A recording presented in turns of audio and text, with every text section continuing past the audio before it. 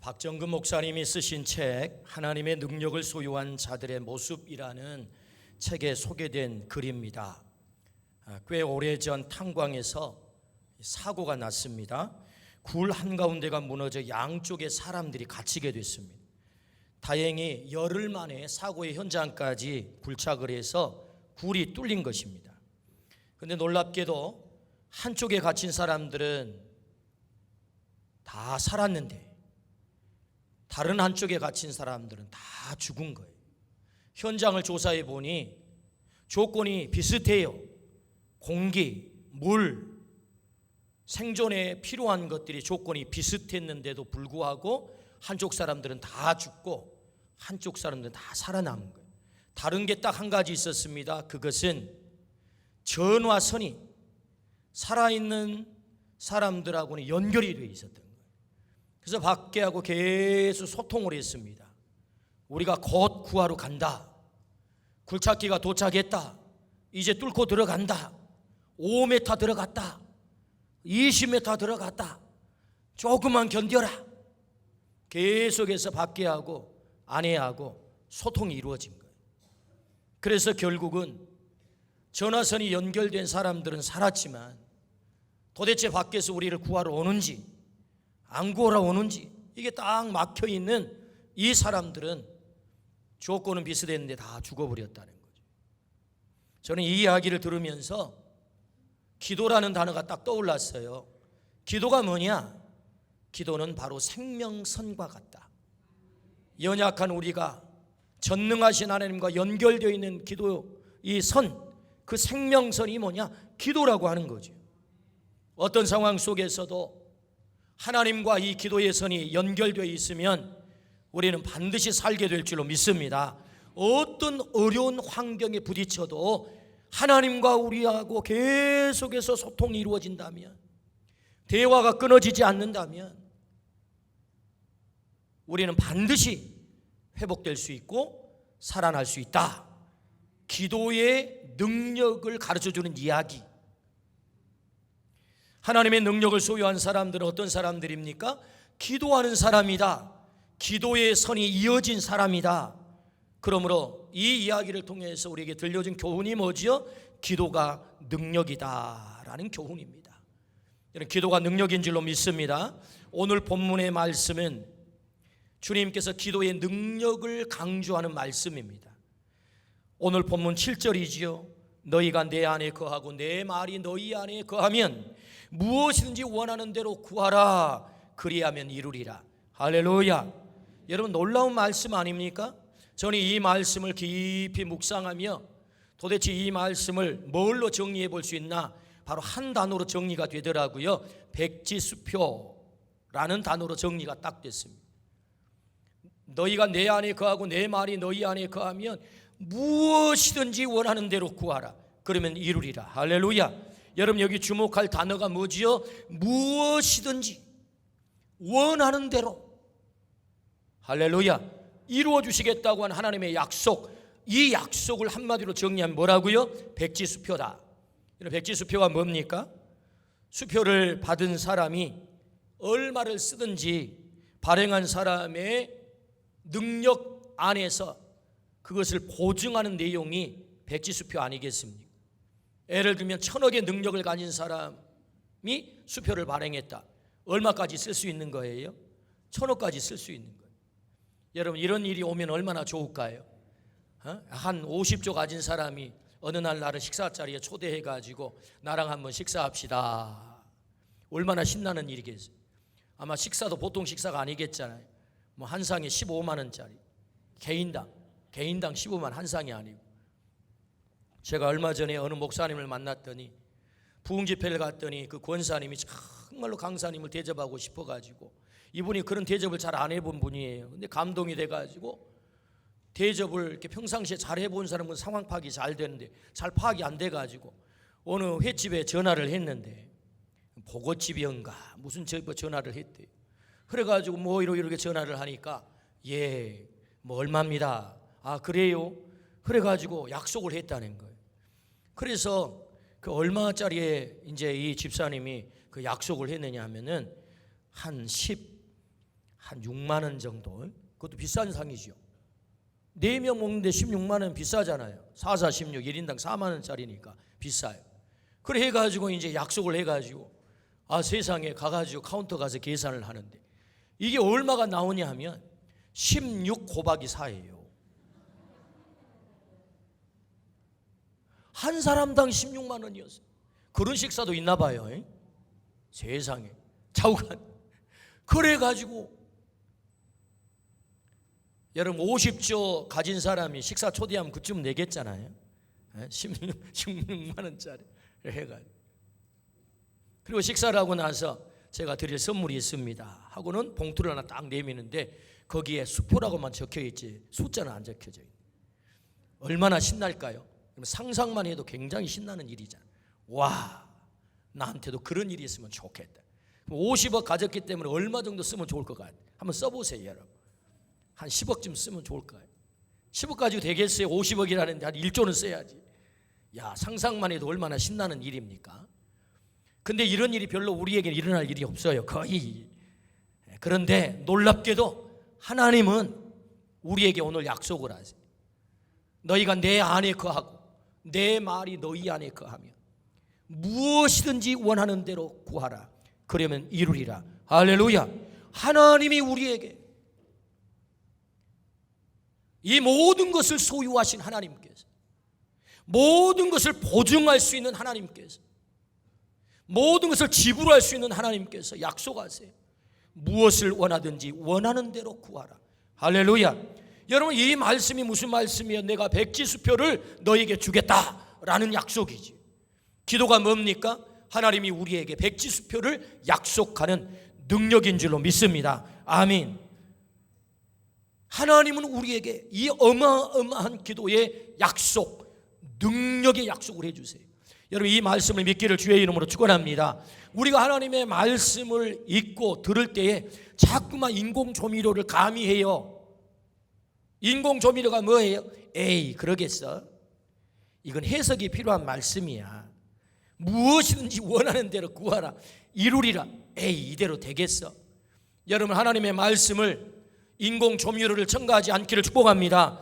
하나님의 말씀을 날 것으로 받으십시오. 그냥 무슨 언어적인 의미, 배경적인 이런 게 따지지 말고 하나님이 약속하셨어. 무엇이든지 원하는 대로 구하라. 그러면 이루리라. 할렐루야. 여러분, 첨가 없이 인간의 다른 해석을 붙이지 말고 하나님이 약속하셨구나. 여러분, 이 말씀을 말씀대로 믿는 것이 능력인 줄로 믿습니다. 하나님의 말씀이 우리에게 약속한 대로 이루어지지 않는 일이 어디 있습니까?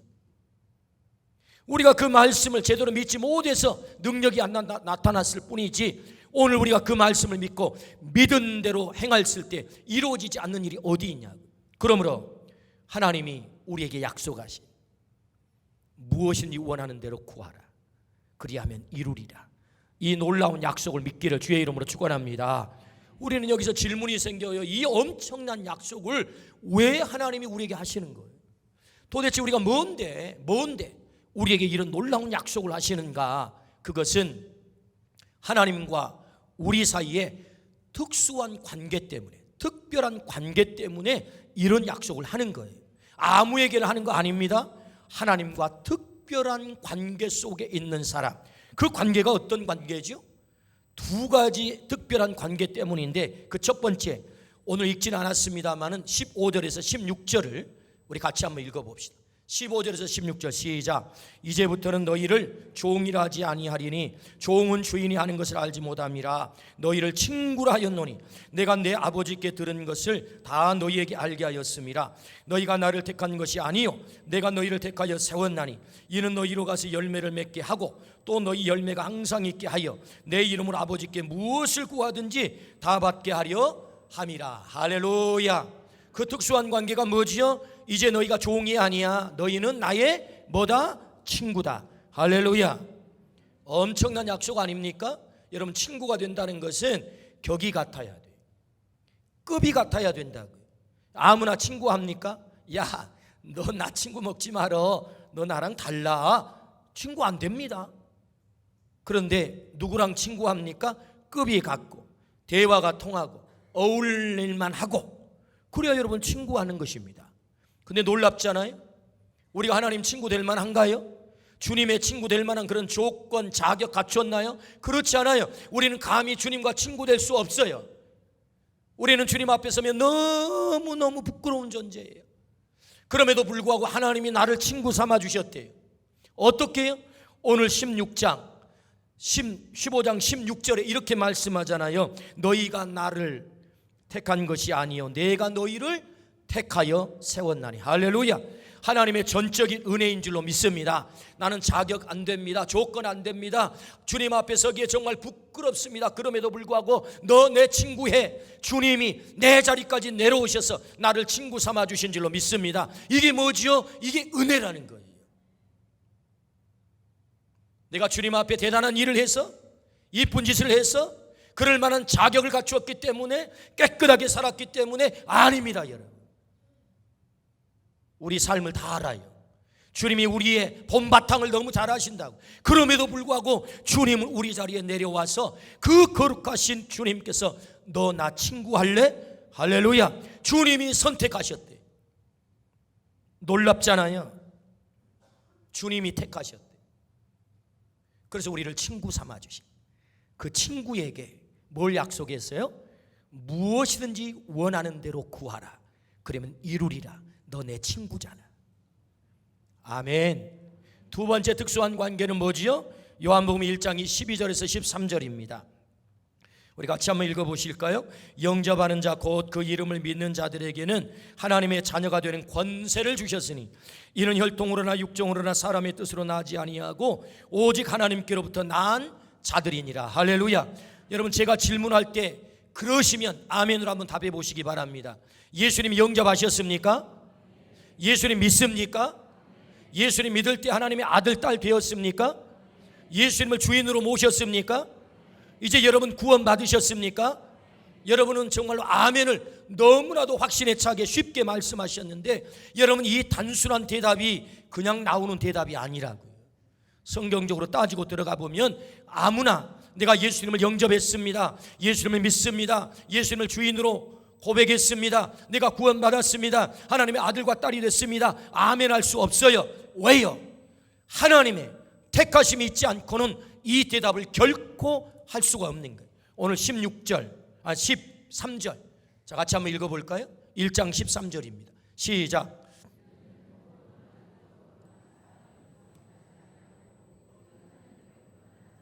혈통으로나 육정으로 난 게 아니래요. 여러분, 우리는 혈통을 따라서 나는 존재들이에요. 제가 왜 김씨입니까? 김형종이라고 하는 아들이기 때문에 그래요. 제 아들이 왜 김예성입니까? 김원웅의 아들이니까 그래요. 혈통으로 난 거죠. 그런데 여러분, 우리가 하나님의 아들, 딸이 된 것은, 여러분 우리가 성씨가 하씨라고요. 하씨. 왜 그렇게 된 거예요? 여기 보니까 오직 하나님께로부터 난 자들이니라. 할렐루야. 우리가 하나님께로부터 난 자래요. 하나님의 뜻으로 우리가 하나님의 자녀가 된 거래요. 내 뜻이 아니래요.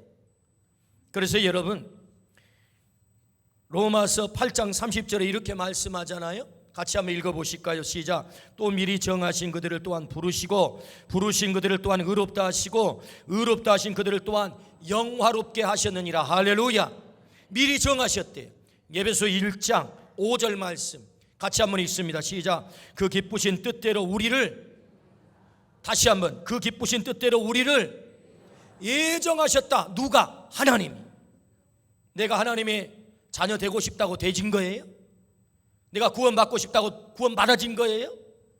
내가 주님과 친구하고 싶다고 친구 되지는 거예요? 아니라는 거예요. 뭐 어떻게? 하나님이 그 기쁘신 뜻을 따라 그리스도 안에서 나를 예정한 줄로 믿습니다. 하나님 택한 줄로 믿습니다. 그래서 내가 예수 그리스도를 영접하여 하나님의 자녀의 권세를 얻게 된 줄로 믿습니다. 자녀 신분을 얻게 됐다. 이 특수한 관계 때문에 하나님은 우리에게 권세를 주세요. 어떤 권세? 무엇이든지 원하는 대로 구하라, 이루리라. 할렐루야. 아들의 권세가 무엇입니까? 여러분, 자녀의 권세가 뭐예요? 그 아버지 앞에, 그 어머니 앞에 당당하게 나가서 구할 수 있는 권세 아니겠습니까? 28살 먹은 아들이 장가를 간다고 저에게 와서 아버지 집을 좀 해내야 되겠는데요. 아니 다짜고짜 저 각시 데려오려면 집을 해내야 되겠는데 아버지. 그래서 제가 물어봤어요. 야, 너 아빠한테 돈 맡겼냐? 아니요. 근데 무슨 집을 뭐 1, 2푼도 아니고 그거 어떻게 집을 해내라고 하냐? 그래서 제가 아버지한테 구하지 않고 누구한테 구하겠습니까? 아버지한테 청하지 않고 누구한테 청하겠습니까? 근데 여러분 그렇게 청하는 아들이요 밉지가 않더라니까요. 싫지가 않아요. 며느리를 데려온다잖아요. 아, 이쁜 딸이 생긴대요. 얼마나 신나는 일입니까? 부담은 됐지만 밉지가 않아요. 이게 뭐지요? 아들의 권세라고요. 아버지 형편이 되든 안 되든, 아버지가 빚을 지든 빚을 안 지는 거 관계없어요. 아버지 나 각시 데려올 터이니 집을 해내세요. 할렐루야. 집이 생길 줄로 믿습니다. 여러분 그때부터는 제가 부담을 갖는 거예요. 제가 이놈을 위해서 어떻게 집을 장만해 주지? 이게 1, 2푼이 아닌데 이거 어떡하나? 근데 그 순간 온전히 아버지의 짐이 되는 거예요. 할렐루야.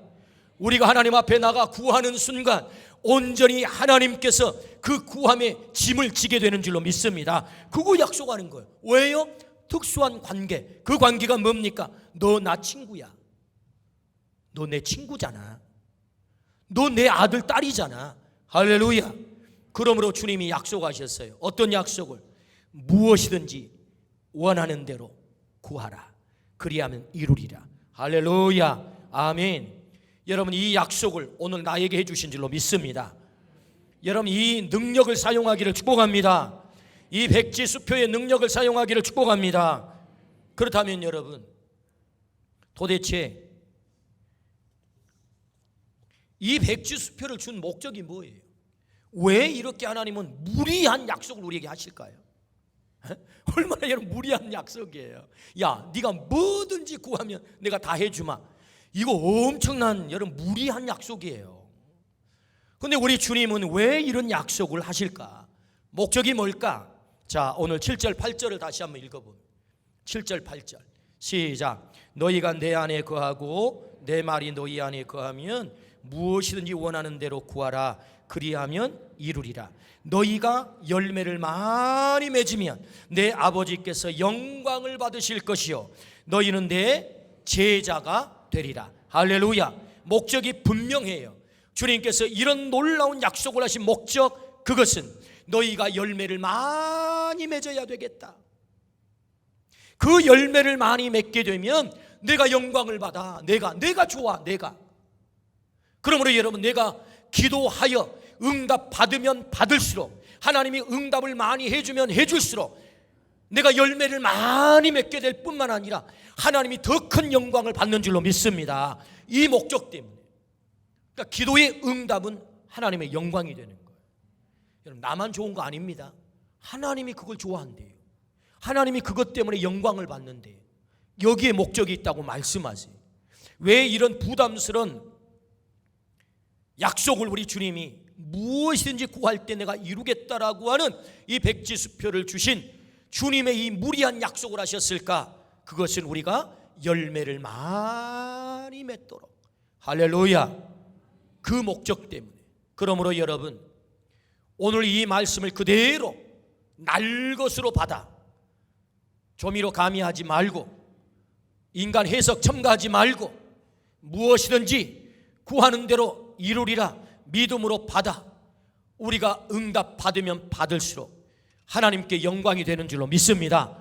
하나님은 오늘 우리들에게 그래서 응답하기를 준비하고 계신다고요. 야, 너 좀 내게 기도해. 내가 응답해 줘. 그래야 내가 기쁨이 되거든. 그래야 내가 영광이 되거든. 할렐루야. 이 하나님의 마음을 들어드리기를 주의 이름으로 축원합니다. 아멘. 그래서 하나님께 영광이 되면 그 다음 목적이 뭐예요? 너희는 내 제자가 되리라. 할렐루야. 그러므로 여러분 하나님께서 기도의 응답의 이 엄청난 능력을 약속하신 목적, 열매를 맺어 하나님께 영광을 돌려 우리가 어떤 존재가 되기를 위해서, 제자가 되기를 위해서. 할렐루야. 그러므로 여러분 제자의 증거가 무엇입니까? 기도하여 응답받는 것이 제자의 증거인 줄로 믿습니다. 제자로 사는 것이 무엇입니까? 기도하여 응답받아야 될 줄로 믿습니다. 하나님께 응답하시도록 가서 기도하는 것이 제자의 증거다. 그러므로 우리 주님이 이 땅을 떠나면서 마지막 우리에게 남기신 말씀이 뭐예요? 너희는 가서 모든 민족으로 제자를 삼아. 우리가 제자의 삶을 살래요. 여러분, 제자의 삶을 살기를 축복합니다. 제자로 사는 삶, 구체적인 증거가 뭡니까? 기도하기를 축복합니다. 기도하여 응답받기를 축복합니다. 기도하여 응답받아 열매 맺을 때 우리가 제자로 사는 거다. 이 주님의 말씀을 순종하기를 축복합니다. 마가복음 11장 24절에 이렇게 말씀합니다. 그러므로 내가 너희에게 말하노니 무엇이든지 기도하고 구하는 것을 받은 줄로 믿으라. 그리하면 너희에게 그대로 되리라. 마태복음 21장 22절에 너희가 기도할 때 무엇이든지 믿고 구하는 것은 다 받으리라 하시니라. 할렐루야. 믿고 구하는 것 다 받으리라. 여러분, 요한복음 15장 7절에만 약속하는 거 아닙니다. 마가복음, 마태복음에서도 계속해서 약속하고 있습니다. 너희가 믿고 구하는 것 그대로 다 받으리라. 할렐루야. 이것이 하나님이 우리를 향한 기도의 약속이다.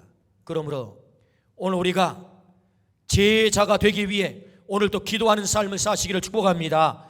기도하여 제자가 되기를 축복합니다. 기도하여 하나님께 영광을 돌리기를 축복합니다. 오늘 하나님께서 응답하시는 것을 너무너무 좋아하신다. 그렇다면 여러분, 이 백지수표를 사용한 사람들이 누굴까요? 성경은 이 백지수표를 사용한 사람들의 기록이에요. 야곱이 누굽니까? 야곱은 그 뜻이 걸려 넘어지게 하는 자. 그래서 야곱은 자신도 걸려 넘어지고 다른 사람도 걸려 넘어지게 하는 가시와 같은 인생을 살았어요. 한없이 인생이 괴로웠다 그 말이지. 그런 20년 동안 도망자의 삶을 살아야 되는 아픔의 인생을 그가 살게 됩니다. 그런데 여러분, 그 야곱이 어느 순간에 그 이름이 바뀌어요. 이스라엘, 한 나라가 된다고요. 너는 더 이상 야곱이라 하지 마라. 너 이름을 이스라엘이라 하라. 그러므로 여러분, 야곱은 엄청난 축복을 받은, 그 자신뿐만 아니라 그의 후손들이 복을 받은 삶을 살게 된 줄로 믿습니다. 어떻게 해요? 백지수표, 기도의 백지수표를 사용한 사람이다. 그가 야복강 나루에서 홀로 단독자로 하나님 앞에 섰어요. 하나님의 사자와 밤새 씨름을 합니다.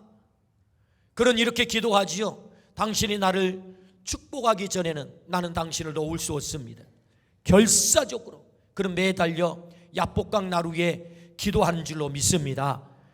하나님께서 이 야곱, 붙들고 늘어지는 야곱, 그래서 야곱이 얼마나 결사적으로 기도하는지, 야 이놈 안 되겠네, 축복하지 않으면 안 되겠네. 그래서 야 네 이름이 뭐야? 예, 제 이름이 야곱입니다. 이제는 야곱이라 하지 마라. 너는 이스라엘이야. 부니엘, 네가 하나님을 대면하여 만났다. 오늘 여기에서. 그러므로 너는 한 나라가 될 거야. 여러분, 야곱이 기도함으로 그의 인생이 바뀐 줄로 믿습니다. 그의 가문이 바뀐 줄로 믿습니다. 이스라엘 나라가 된 줄로 믿습니다. 어마어마한 복을 받았다는 거지요. 어떻게 해요? 단독자로 하나님 앞에 나아가 기도함으로. 여러분, 이 기도의 능력이 우리의 능력이 되기를 축복합니다. 야곱의 이야기인가요? 아닙니다. 오늘 우리의 이야기라고. 오늘 또 여러분, 이 백지수표를 사용하는 사람이 있다고요. 기도에서 그의 인생이 다 바뀐 사람이 있다고요. 하나님의 손 안에 들어갈 때 이스라엘로 바뀌는 이 엄청난 역사가 오늘 우리들에게도 일어날 줄로 믿습니다. 이 분이엘의 체험, 하나님을 대면하여 만나는 체험이 우리의 체험이 되기를 주의 이름으로 축원합니다. 아멘. 야고보서 5장 17절부터 18절입니다. 우리 같이 한번 읽어보십시다. 엘리야는 우리와 성정이 같은 사람이로되 그가 비가 오지 않기를 간절히 기도한즉 3년 6개월 동안 땅에 비가 오지 아니하고 다시 기도하니 하늘이 비를 주고 땅이 열매를 맺었느니라. 아멘. 여러분, 이 말씀이 무슨 얘기인가요? 엘리야, 그는 백지수표를 사용한 사람이다, 이런 얘기거든요. 엘리야가 기도하니 하늘문이 닫혔다. 엘리야가 기도하니 하늘문이 열렸다. 이 말씀의 핵심이거든요. 근데 그 사람이 어떤 사람? 우리와 뭐가 같은 사람? 성정이 같은 사람. 졸리면 졸음이 오고 배고프면 우리처럼 뱃소리가 꼬르륵 나고 화장실이 부르면 갈 수밖에 없는 우리가 똑같은 인간이었다. 그런데 우리와 다른 게 있었다. 그는 기도할 때 하늘문이 열렸다. 기도할 때 하늘문이 닫혔다. 할렐루야. 우리와 성정이 똑같은 사람이었다. 왜 이걸 강조하고 있는 것입니까? 너도 그렇게 할 수 있다. 네가 내 앞에 나와 무엇이든지 원하는 대로 구하면 하늘의 문이 열리게 될 거야. 할렐루야. 그 약속인 줄로 믿습니다. 백지수표를 사용한 사람들이 있다고요. 오늘도 엘리야처럼. 봉천동의 한 목사님이 추운 1월 1일 날 부임을 하셨어요.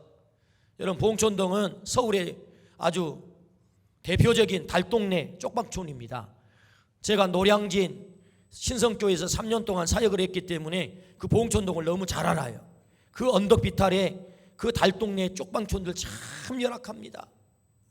그저 판자들로 벽을 맞고 그저 지붕은 뭐 스레트 쪼가리, 양철 쪼가리, 갑바 쪼가리 갖다 얹어서 그야말로 구멍이 숭숭 뚫려 있는 그런 집들이 많아요. 그래서 이 목사님께서 교회에 부임을 해가지고 부임 신방을 하게 되잖아요. 부임 신방. 그래서 추운 겨울날인데 나이 많으신 할머니 집사님 집을 신방을 하게 됐어요. 가서 신방을 예배를 드리려고 방바닥에 앉은 방바닥이 얼마나 찬지 완전 냉골이에요. 아니 집사님 이렇게 추운데 왜 이렇게 방을 차게 하고 계세요? 목사님 그런 말씀 마세요. 연탄 넣을 돈이 어디 있어요? 불 넣을 돈이 어디? 그냥 한겨울인데도 냉골로 그냥 사는 거예요.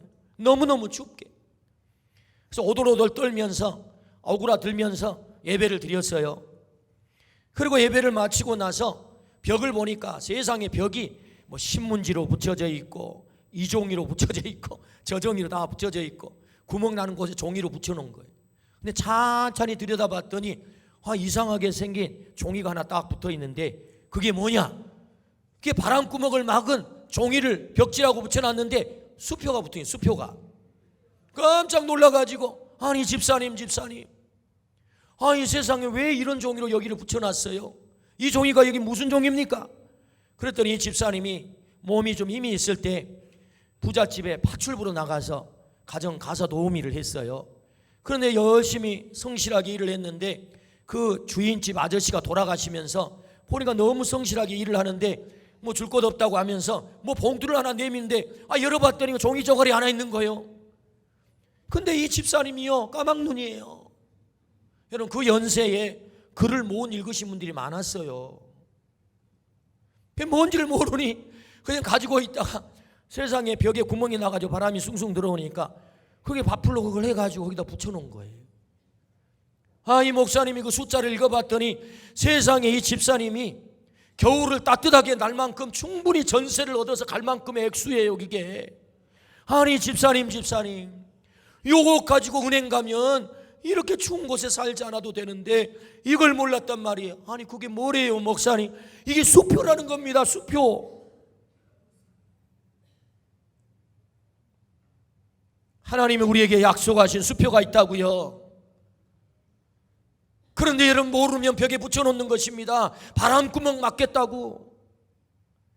우리 주님이 약속하시잖아요. 무엇을 원하든지 너희가 구하는 것을 내가 이루리라. 여러분 이게 무슨 얘기죠? 내가 너에게 수표를 주마. 할렐루야. 여러분 벽지에 발라놓지 않기를 축복합니다.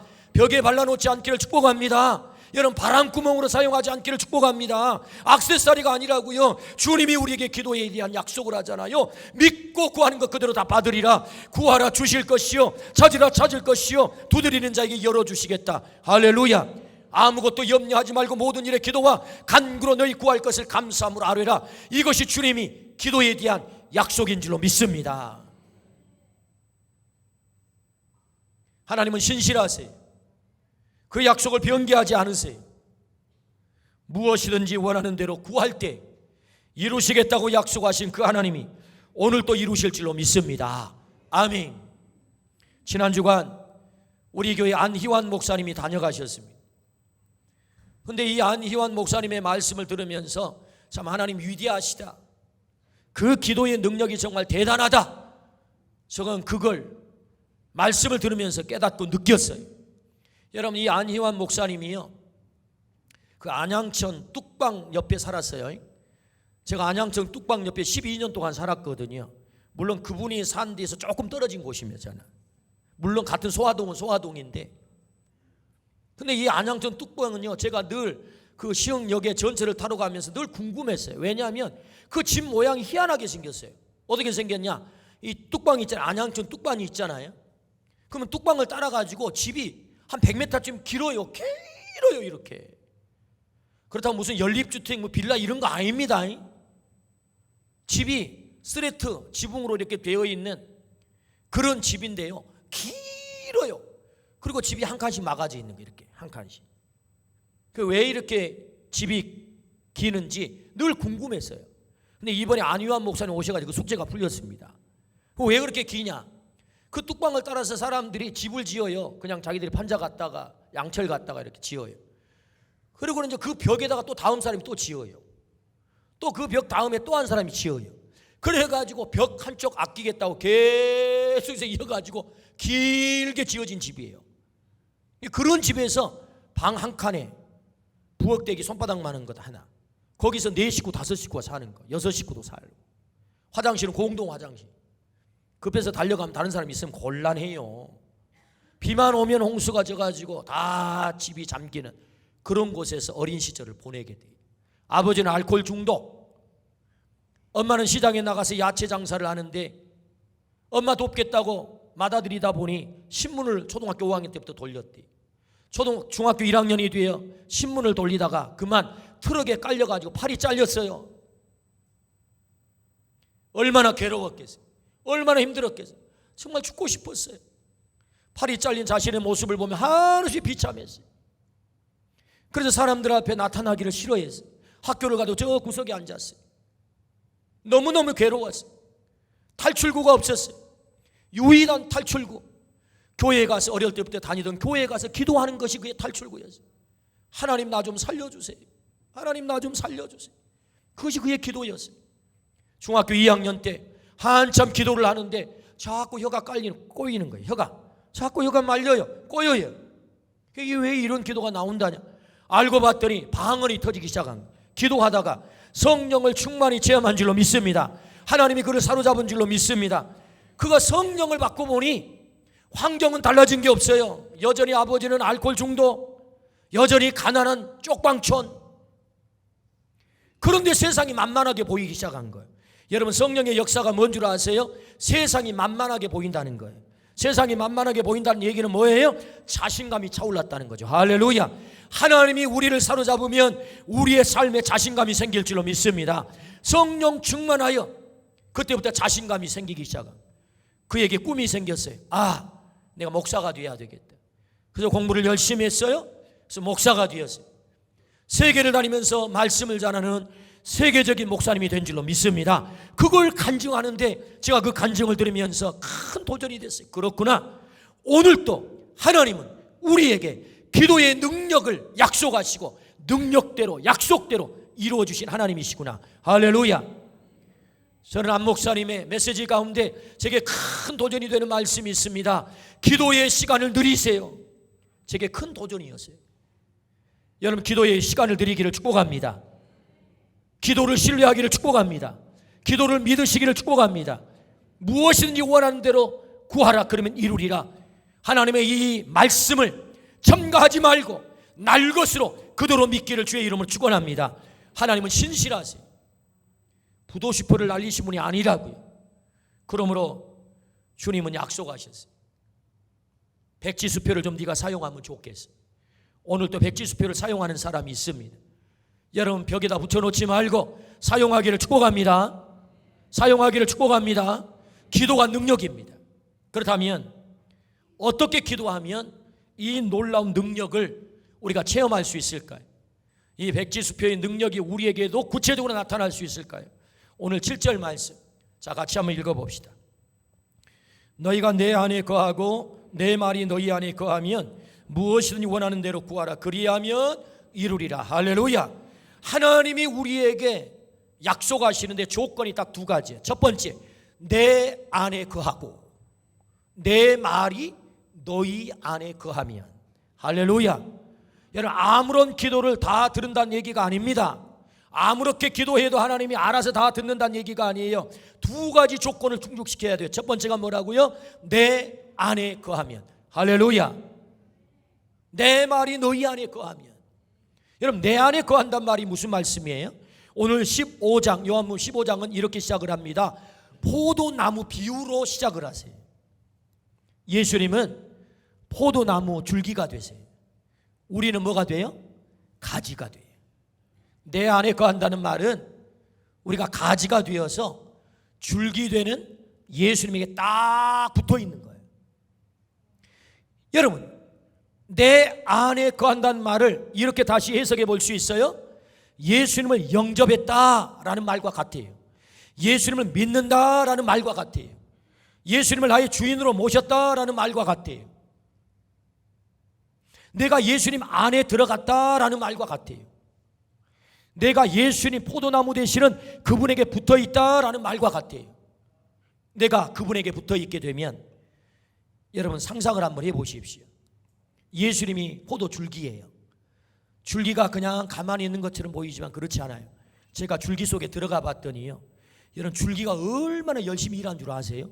열심히 뿌리에서 여러분 수분을 빨아들이고 양분을 빨아들이면 이 줄기가 말이에요, 중단 없이 그 빨아올린 물과 양분을 가지로 보내가지고, 가지, 야 너 열매 맺어야 돼, 너 열매 탐스럽게 맺어야 돼, 열심히 일하는 거예요. 어디에? 가지가 열매 맺도록. 우리가 줄기되는 주님에게 붙어 있기만 하면 주님이 오늘 또 나에게 열매 맺도록 하기 위해서 일하실 줄로 믿습니다. 내 안에 있으며 내게 붙어 있으며 너희가 무엇을 원하든지 내가 반드시 이룰 거야. 할렐루야. 여러분, 이건 이렇게 비유할 수 있습니다. 우리가 한 방울의 물과 같아요. 여러분, 한 방울의 물 얼마나 약한 존재예요? 그저 내놓으면 말라 없어집니다. 태양빛 조금만 비치면 없어진다고. 그런데 여러분, 그 한 방울의 물이 태평양 바다에 떨어졌다고 생각을 해보십시오. 그러면 내가 태평양이 되는 거예요. 아멘 합시다. 여러분, 태평양 바다가 얼마나 어마어마한 능력을 갖고 있습니까? 우리는 얼마 전에 경험하지 않았어요? 그 쓰나미의 어마어마한 힘을. 육지를 덮어버리잖아요. 육지의 모든 걸 쓸어버리잖아요. 태평양의 능력 아닌가요? 여러분, 나 홀로 떨어져 있으면 그저 물 한 방울 조금만 있으면 그냥 사라져요. 그런데 내가 태평양 속에 한 방울의 물이지만 떨어질 때 태평양의 능력이 나의 능력이 될 줄로 믿습니다. 주님의 능력이 나의 능력이 될 줄로 믿습니다. 내 안에 거하면. 이게 바로 그 의미예요. 오늘 주님 안에 있기를 축복합니다. 그럴 때 우리는 주님의 기도의 약속을, 그 능력을 체험할 수 있다. 두 번째는 내 말이 너희 안에 거하면. 오늘 요한일서 5장 14절 말씀 같이 한번 읽어봅시다. 요한일서 5장 14절 시작. 그를 향하여 우리가 가진 바 담대함이 이것이니 그의 뜻대로 무엇을 구하면 들으심이라. 할렐루야. 그의 뜻대로 구할 때 내 말이 너희 안에 거하면 너희는 먼저 그의 나라와 그의 의를 구하라. 그리하면 이 모든 것을 너희에게 더하시리라. 할렐루야. 주님의 말씀이 내 안에 있고 내가 주님의 말씀 속으로 들어가면, 그래서 주님의 약속의 말씀을 붙잡고 기도하면 주님께서 반드시 약속하신 그 능력, 기도의 능력을 오늘 나의 능력으로 체험하게 될 줄로 믿습니다. 아멘. 두 가지의 조건이죠. 내 안에 거하면, 내 말 안에 거하면 무엇이든지 원하는 대로 구하라. 주님 안에 있기를 축복합니다. 오늘 아픔이 있습니까? 고난이 있어요? 자녀들의 문제가 잘 안 풀려요? 남편의 문제가, 아내의 문제가, 경제적인 문제가, 질병의 문제가, 오늘 여기 앉아있는 분들 가운데 여러 가지 문제를 안고 나오신 분들이 계세요. 여러분 걱정하지 마세요. 내가 주님 안에 있게 되면, 내가 주님에게 붙어 있기만 한다면, 내가 그리스도의 사람이 되어 있다면, 주님의 약속의 말씀을 믿는다면 오늘 이 말씀대로 구하는 대로 이루어지는 은혜가 있기를 주의 이름으로 축원합니다. 아멘. 구하십시오.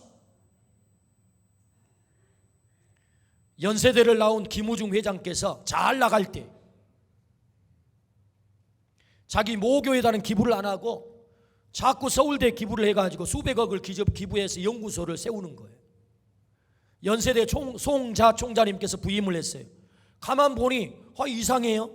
아니 자기 모교한테는 기부도 안 하신 분이 왜 자꾸 서울대에만 기부를 하는가 만나자고 했더니 만났어요. 아니 회장님, 해도 너무하십니다. 당신 모교에는 기부를 안 하고 왜 서울대, 관계없는 서울대만 기부합니까?